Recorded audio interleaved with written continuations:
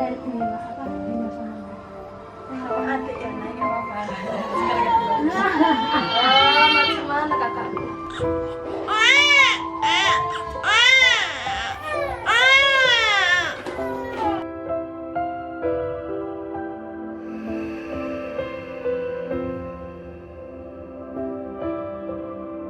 Mana mbak?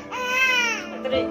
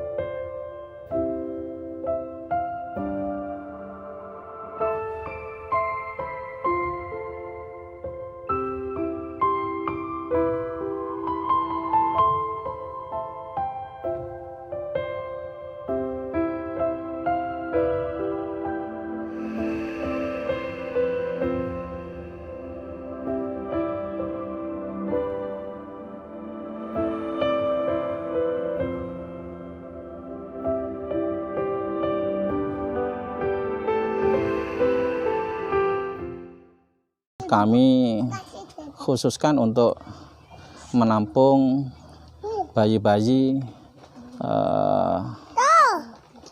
dari salah pergaulan. Datang ke panti dalam kondisi hamil, ada yang hamil 4 bulan sudah ada di panti, kemudian ada yang 6 bulan dari seluruh Indonesia. Kita tolong proses kelahirannya, kita bantu biayanya, kemudian ada yang 1 hari langsung pamit. Bismillahirrahmanirrahim. Assalamualaikum warahmatullahi wabarakatuh. Dikenalkan, saya Rois Bawono Hadi, asli Jawa Timur, Probolinggo. Kemudian kami adalah bapak daripada Panti Asuhan Manarul Mabrur yang terletak di Jalan Shirotol Mustaqim nomor 1, Budak Payung, Banyumanik, Semarang, Jawa Tengah. Kami Panti Asuhan berdiri tahun 2012, kemudian awalnya kami bermaksud ingin menampung anak-anak jalanan untuk kita sekolahkan, tetapi terlalu sulit untuk penanganannya. Akhirnya kita putuskan untuk menolong siapa saja yang butuh ditolong, membantu siapapun yang butuh dibantu. Dan alhamdulillah sampai hari ini sudah berjalan 9 tahun dan ini tahun ke-10. Kami khususkan untuk menampung bayi-bayi dari salah pergaulan dari seluruh Indonesia. Dari bayi-bayi ini jumlah anaknya sudah ada 50, kemudian ini yang terkecil 2 hari kemarin lahir, alhamdulillah sehat, ini laki-laki, dan ini juga semua kita lahirkan, kita bantu kelahirannya, kemudian kita rawat di Panti Asuhan Manarul Mabrur sini. Seluruh orang tuanya ini sudah kembali ke daerahnya masing-masing. Mereka-mereka ini datang ke panti dalam kondisi hamil, ada yang hamil 4 bulan sudah ada di panti, kemudian ada yang 6 bulan dari seluruh Indonesia, mulai dari Sumatera, kemudian Jawa, Jawa Barat, Jawa Tengah, Jawa Timur, kemudian dari Sulawesi juga ada. Kemudian setelah kita tampung beberapa waktu, kemudian kita bantu proses kelahirannya, kemudian ibunya pamit pergi untuk kembali beraktivitas lagi. Yang sekolah masih sekolah, kemudiannya bekerja akan kembali bekerja, kemudian bayinya dititipkan di panti. Iya, panti sini semua. Alhamdulillah total sudah 51 anak. usia yang paling kecil ini 2 hari, kemudian TK, SD, SMP, SMA, mahasiswa, kemudian ada dewasa juga.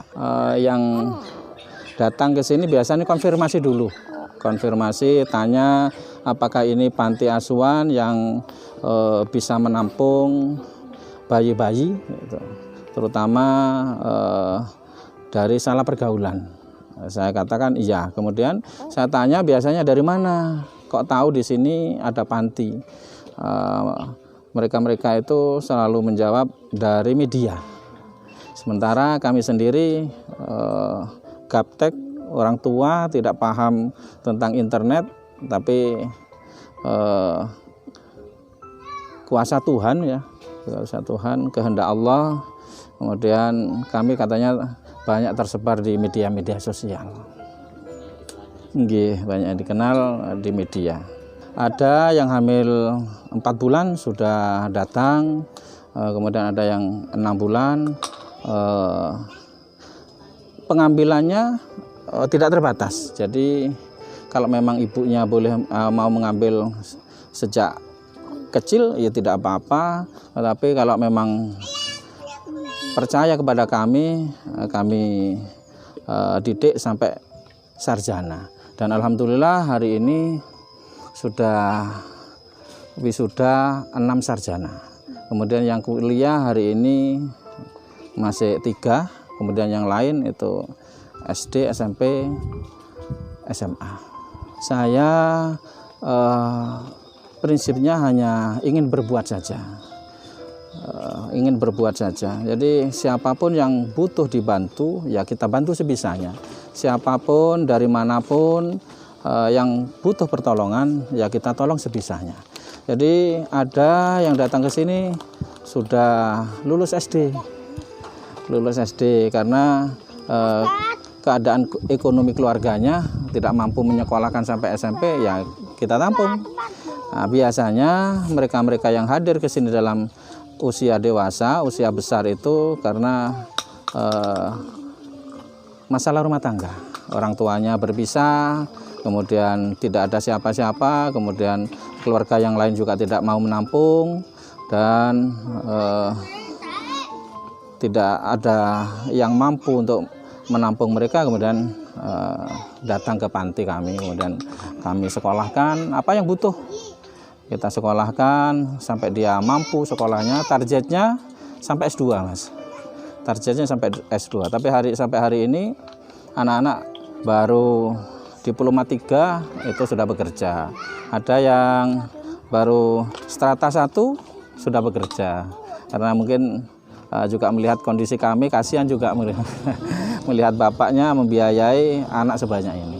Sejak awal kami itu memang berniat mandiri sebisanya. Jadi sejak awal berdirinya tahun 2012 itu kami putuskan untuk tidak mencari sumbangan, tidak mencari donatur, dan tidak minta subsidi pemerintah. Bukan karena apa-apa, tapi karena kami ingin mengajari agar anak-anak yang kita didik itu menjadi orang-orang yang benar mandiri. Dan itu harus diberi contoh. Itu harus diberi contoh. Ternyata contoh itu lebih dibutuhkan daripada nasihat.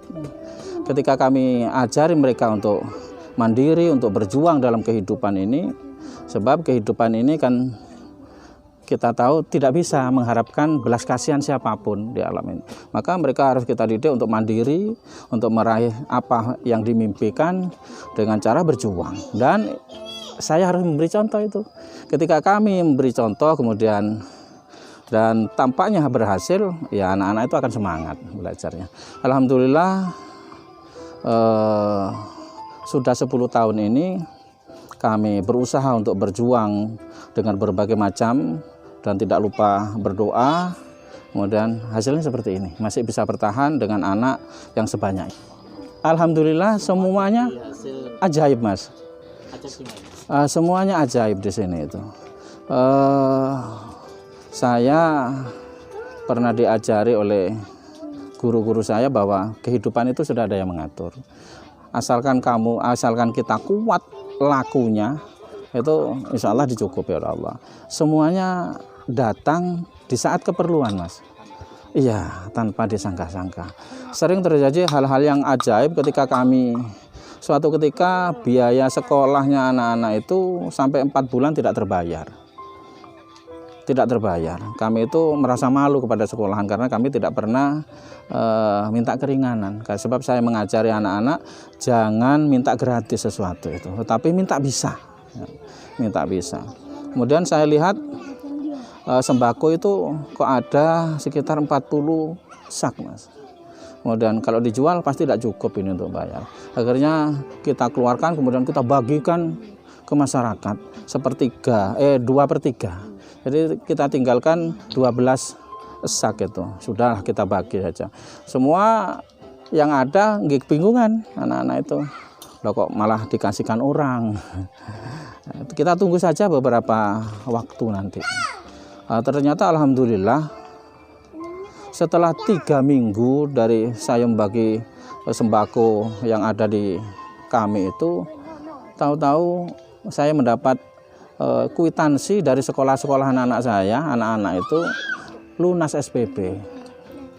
Saya tanya, loh kok bisa, dari mana lunasnya? Ada jamaah pengajian ibu-ibu yang datang ke sekolahan-sekolahan itu mencari anak panti asuhan yang belum biaya administrasinya sekolahan belum terbayarkan. Ternyata alhamdulillah lunas semua. Keajaiban-keajaiban seperti itu masih banyak sekali terjadi. Kekuatan kami hanya yakin saja. Dan kami berusaha untuk berbuat sebaik-baiknya dan sejujur-jujurnya. Alhamdulillah, Mas, sampai saat ini sudah 10 tahun kami hanya berdua dengan istri. Ya. Karena kami sadar bahwa kami tidak bisa menggaji siapapun. Maka kami sampai saat ini tidak berani mengajak orang lain untuk bergabung dengan kegiatan kami. Yang membantu kami hari ini adalah anak-anak kami dan anak-anak yang kami didik. Jadi ada yang datang ke panti ini sudah usia besar, usia SD, itu datang ke sini, kemudian kita sekolahkan. Ketika dia sudah SMP, SMA, bisa membantu adik-adiknya, bisa memandikan adik-adiknya, kemudian mengganti popoknya, bedong, memandikan bayi, mereka sudah bisa, sebab kita latih. Karena kalau kita mengajak orang lain, kami tidak bisa menggaji mereka, Mas. Kami tidak bisa menggaji mereka.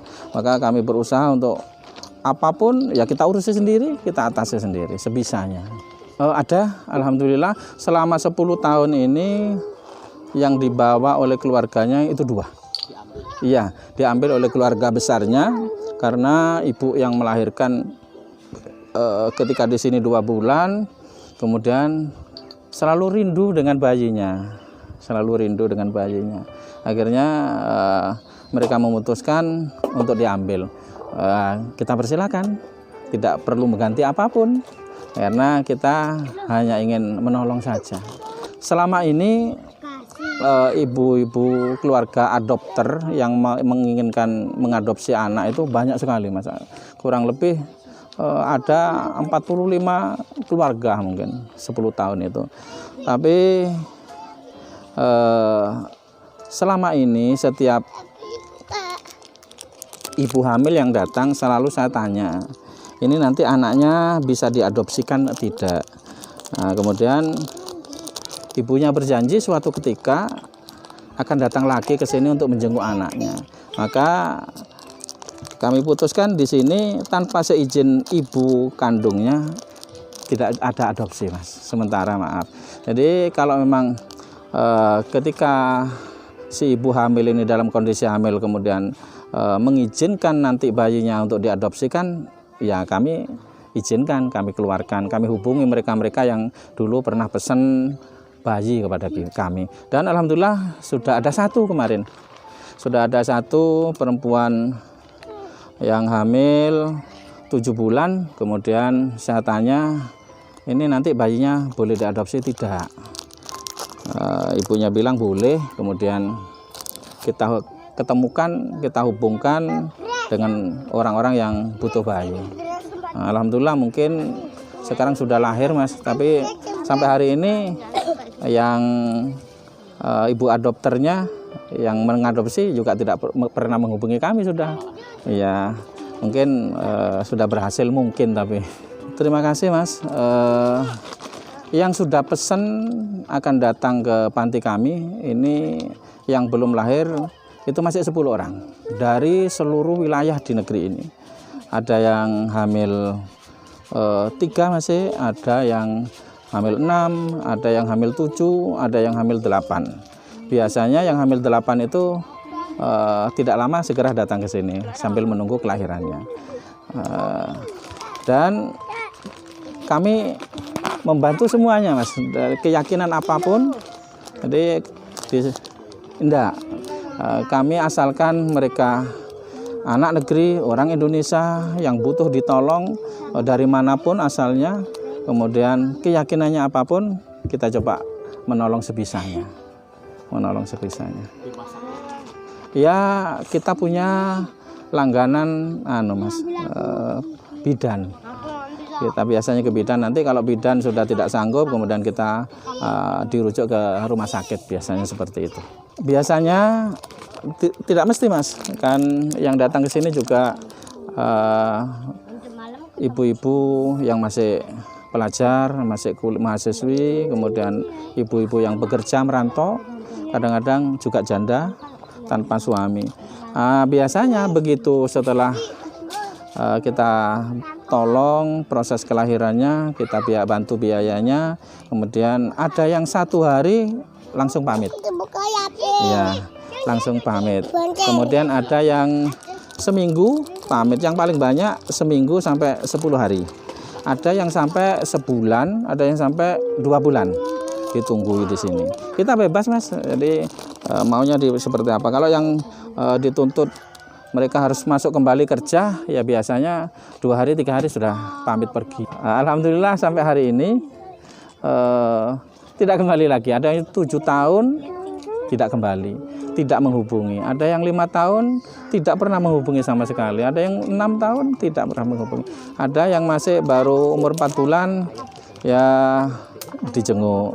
Ada yang 2 tahun tidak dijenguk sama sekali. Karena kami masih 10 tahun Mas, jadi bayi yang kita lahirkan paling besar itu baru 7 tahun Mas. Baru 7 tahun, 7 tahun setengah. Tapi kalau yang sudah datang ke sini usia SD itu sudah tahu keluarganya. Jadi begitu yang lulus sarjana kemarin, ya ada yang pulang ke kampungnya karena di kampungnya masih ada familinya, nggih. Ada yang family jadi belum Mas, belum. Nanti jika memang mereka sampai dewasa belum diambil, ya identitas sesungguhnya pasti kita ceritakan. Sesungguhnya bapak ini hanya menolong dan kamu punya seorang ibu. Kami kan selalu minta identitas Mas, KTP biasanya. Alhamdulillah tahu mereka karena mulai sejak kecil seperti ini Mas. Mereka hidup bersama kami, taunya ya saya Pak, orang tuanya. Kami adalah bapaknya, kemudian istri itu adalah ibunya. Dan yang kami tanamkan betul-betul di sini adalah rasa kekeluargaannya. Setiap ada adik yang baru lahir, sudah saya kabari ini. Si kecil-kecil ini sudah kakak-kakak sudah saya kabari bahwa nanti sore akan ada adik baru cowok gitu. Nanti kita kasih nama siapa gitu. Kita tanamkan kekeluargaannya Mas, persaudaraannya, karena mereka lahir dari rahim yang berbeda tetapi mempunyai nasib dan kondisi yang sama. Mereka harus diberi kesempatan yang sama untuk bahagia seperti anak-anak yang di luar sana. Maka kami sangat sayang kepada mereka. Mereka adalah keluarga kami, bukan anak asuh kami. Alhamdulillah saya punya anak 3, cucu 2. 2 tahun yang lalu cucu saya ajak untuk sekolah di sini dan beserta ayah ibunya. Dan semuanya sudah berkumpul di sini membantu kami untuk merawat anak-anak ini. Manusiawi Mas, capek pasti, tetapi dasarnya cuma satu, Mas. Kenapa kami masih bertahan? Kami itu sangat mencintai negeri ini dan sangat mencintai semua orang yang ada di dalamnya. Maka kami tidak tega saudara-saudara kami menangis karena sebuah masalah. Jadi dasarnya cinta, capek itu ternyata kalah, Mas, dengan cinta itu. Ya hanya cinta saja. Seberat apapun kalau itu dilakukan dengan rasa cinta, insya Allah akan jadi ringan. Hanya cinta saja, Mas. Yang paling kami susah hari ini adalah membangun karakternya. Karena sejak awal kami ingin membangkitkan kembali karakter Nusantara. Saya pernah diceritani waktu saya masih SD dulu oleh guru sekolah saya, bahwa Indonesia ini terkenal di seluruh dunia karena kebaikannya. Orang Indonesia itu terkenal karena baiknya sekali, kemudian sangat toleran, kemudian gotong royong, kepeduliannya sangat tinggi.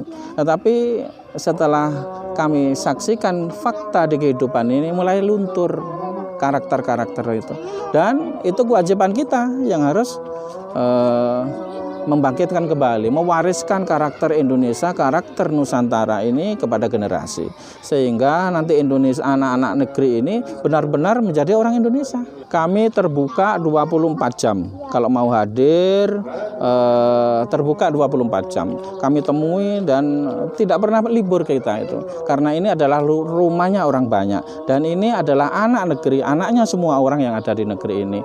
Jika ingin menghubungi kami ada kontak 082 134 712 777. Itu hanya kontak kami, Mas. Saya sebenarnya pendidikan terakhir itu tarbiyah, Mas, tetapi DO karena biayanya tidak ada, karena kami dari keluarga yang sangat miskin di kampung itu. Kemudian saya belajar Tibun Nabawi. Saya senang kalau bisa membantu orang yang sakit menjadi sehat. Pokoknya kami berusaha membahagiakan siapa saja yang kita temui. Nah, kemudian kami merantau di Semarang tahun 90, kemudian kami aktif di kegiatan-kegiatan sosial keagamaan, kemudian kami coba berbuat yang nyata bagi kehidupan masyarakat. Kemudian kami sama teman-teman kemudian mendirikan yayasan sosial ini. Di negeri ini, di dunia ini sudah terlalu banyak orang yang buruk, sudah terlalu banyak orang yang jahat. Coba belajar, jangan menambah orang buruk satu saja. Kita coba belajar untuk menjadi lebih baik sebisanya. Jadi tidak usah mengurangi orang lain untuk menjadi baik, tapi coba diri kita saja, tidak menambah keburukan di negeri ini. Yang sudah berlalu, biarlah berlalu sebagai sebuah pengalaman. Tapi kedepannya bagaimana kita berusaha untuk menjadi lebih baik. Memang zamannya sudah seperti ini, tetapi hukum agama itu pasti melarang. Agama apapun, sebisanya ya ditahanlah, Mas, sampai menikah, sebisanya. Karena jangan sampai apa yang kesalahan yang kita lakukan kemudian menjadi beban orang lain, ya. Menjadi beban orang lain. Sampai hari ini saya rasa sangat sulit untuk menerima masalahnya orang, Mas. Tidak semua orang mau menerima kesusahan orang lain. Kita coba mengawali seberat apapun. Belajar agama yang diyakini, belajar agama, kemudian belajar melaksanakan agamanya dari yang paling bisa. Coba diawali dari pengalaman ini untuk menjadi lebih baik. Selalu seperti itu, Mas. Ini sudah ada masjid, silakan. Kalau yang Muslim ya belajar sholat kalau belum sholat. Kalau yang sudah sholat ya ditekuni, kemudian dipelajari, cari guru lah. Ya ada kebanyakan mereka dihianati kebanyakan. Kemudian ada yang sebenarnya tanggung jawab sudah tanggung jawab, tetapi belum waktunya. Biasanya mereka masih status pelajar. Masing-masing sama-sama pelajar, kemudian hamil duluan, ingin menyembunyikan aibnya dari keluarganya atau dari masyarakat, kemudian ketemu dengan kami. Biasanya ada di sini. Kemudian disembunyikan di sini, ditaruh di sini. Ya, kita coba jadi solusi saja apa yang kita bisa.